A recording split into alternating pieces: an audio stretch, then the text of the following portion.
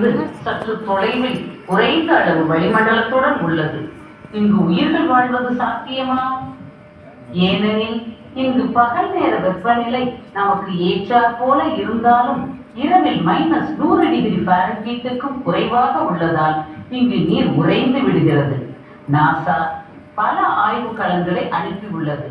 உதாரணமாக 2013ஆம் ஆண்டு கியூரியாசிட்டி விண்கலன் செவ்வாய் கோளில் இருந்து எடுத்து வந்த பாறைகளில் நீர் மூலக்கூறுகள் இருப்பது கண்டுபிடிக்கப்பட்டது. அங்குள்ள பண்டைய ஏரியிலிருந்து எடுத்து வரப்பட்ட கற்களில் உயிர் தோற்றத்திற்கான அங்கக வேதி மூலக்கூறுகள் உள்ளதாகவும் கண்டறியப்பட்டது. செவ்வாயில் உயிரினங்கள் வாழ தேவையான சூழ்நிலைகள் உள்ளனவா? பூமி சூரிய குடும்பத்தில் 3வது கோளாகும்.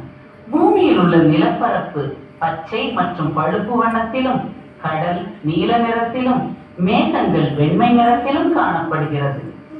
பூமியின் பெரும்பாலான பகுதிகளில் நீர் நிறைந்து காணப்படுகின்றது. உயிர்கள் செழித்து வாழும் நீர்.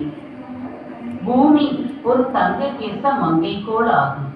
பூமி சூரியனிலிருந்து சரியான தொலைவில் உள்ளதால் இங்கு நீர் திரவ நிலையிலும் உயிரினங்கள் வாழ்வதற்கு தேவையான வேதி மூலக்கூறுகளும் ஆற்றலும் கிடைக்கிறது. நம்முடைய பூமியின் வளிமண்டலம் ஒரு வெப்பம் கடத்தா பொருளாக செயல்படுகிறது. பகல் நேரத்தில் சூரியனிலிருந்து பூமிக்கு வரும் கதிர்வீச்சு எதிரொலித்தல் காரணமாக வளிமண்டலத்திலிருந்து வெளியே சென்று விடுவதால் பூமியின் வெப்பநிலை சீராக உள்ளது.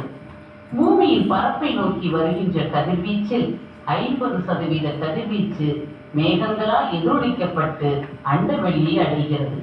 மீதமுள்ள கதிர்வீச்சு மட்டுமே பூமியை வந்தடைகிறது. பூமியிலிருந்து எதிரொலிக்கப்பட்ட வெப்பத்தின் ஒரு பகுதி மேகங்கள் மற்றும் வளிமண்டல வாயுக்களால் உட்கவரப்பட்டு மீண்டும் பூமியை நோக்கி வெளிப்படுவதால் இரவு நேரங்களில் பூமியின் வெப்பநிலை குறையாமல் சீராக உள்ளது.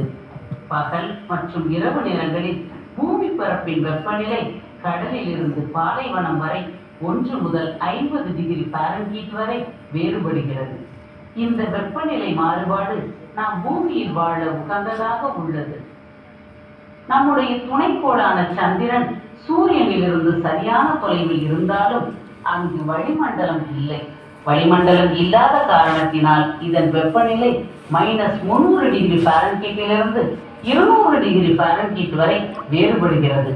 எனவே இங்கு சூரிய ஒளி விழும் இடத்தில் வெப்பநிலை அதிகமாகவும் மற்ற இடத்தில் வெப்பநிலை குறைவாகவும் உள்ளது.